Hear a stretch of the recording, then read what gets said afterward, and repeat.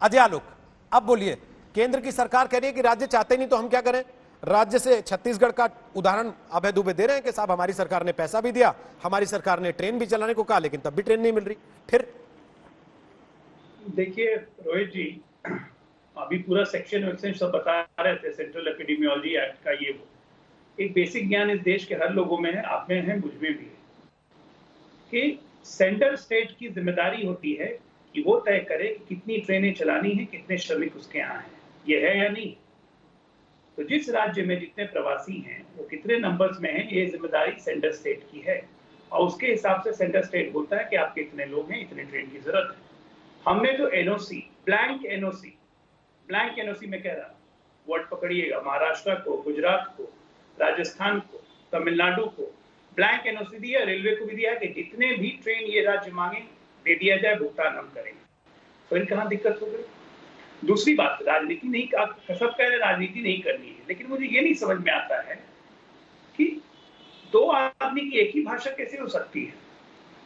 तेजस्वी यादव कुछ दिन पहले कहते हैं कि 2000 ट्रेनें हम राज्य सरकार को, बिहार सरकार को देंगे।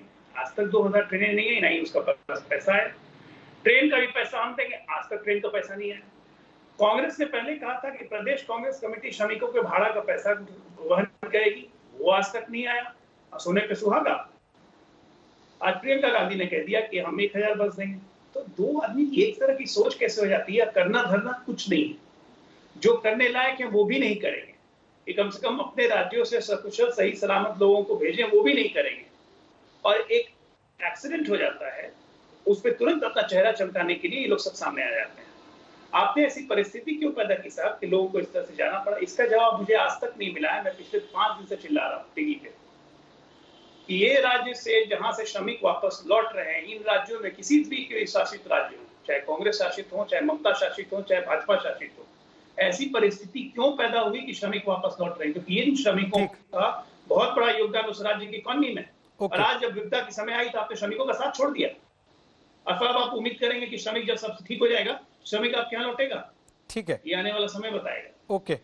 अनुराग भदौरिया, हालांकि उन्होंने कांग्रेस और तेजस्वी के संदर्भ में कहा, लेकिन पूछना आपसे पड़ेगा कि हादसा होता है तो चेहरा चमकाने आ जाते हैं।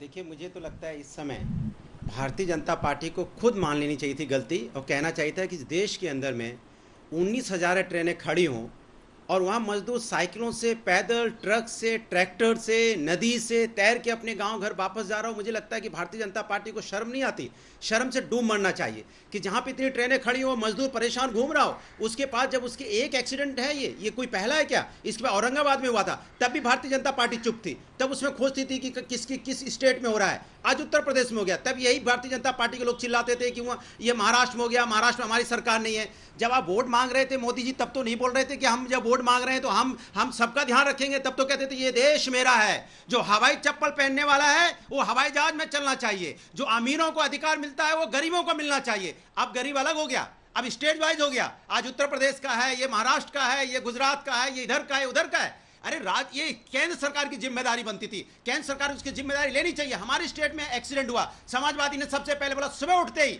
बीजेपी की तो लोगों की नींद भी नहीं खुली थी। पात्रा जी तो उस समय उठे भी नहीं होंगे जब हमने अनाउंस किया था 1 लाख रुपए हर व्यक्ति के जिसकी मृत्यु हुई उसके परिवार को देंगे। उसके बाद भारतीय जनता पार्टी ने, यहाँ के योगी जी जगह हैं, तब उनको याद आया, नहीं हम 2 लाख रुपए देंगे। क्या 2 लाख रुपए दोगे आप? एक मृतक की मौत हो गई, सरकार है आपकी, केंद्र में, राज्य में डबल इंजन की सरकार है, आपको तो उनका 10 लाख 20 लाख पैकेज देना चाहिए, उनको पैसे देने चाहिए जिससे उनका परिवार सेटल हो जाए। ये लोग सिर्फ राजनीति करना जानते हैं, ये गरीबों से वोट देना जानते हैं। जब गरीबों की मदद करने की बात आती है तो स्टेज वाइज बात करने लगते हैं, जहां जहां इनकी सरकार नहीं है। क्या गुजरात में मजदूर परेशान नहीं है? क्या गुजरात में मजदूर नहीं घुस रहा रोड पे? आपने अभी विजुअल देखे होंगे, रोड पे चिल्ला रहा है, मुझे खाना दो, मुझे सैलरी दो, नहीं मुझे यूपी भेजो, मुझे बिहार भेजो, चिल्ला चिल्ला के कह रहा है। गुजरात के कौन है? बीजेपी की गवर्नमेंट है गुजरात में, तब तो आपकी आवाज नहीं निकलती है। कमाल के लोग हैं भारतीय जनता पार्टी के, देश को बांटने में लगे। ये स्टेज वाइज हो गया। अरे केंद्र सरकार की जिम्मेदारी, आप एक ऑर्डर इशू करते कि सारे लोग जाएंगे, सारे लोग को घर पहुंचेंगे, किसी लोग की मृत्यु नहीं होगी, कोई लोग भूखा नहीं मरेगा।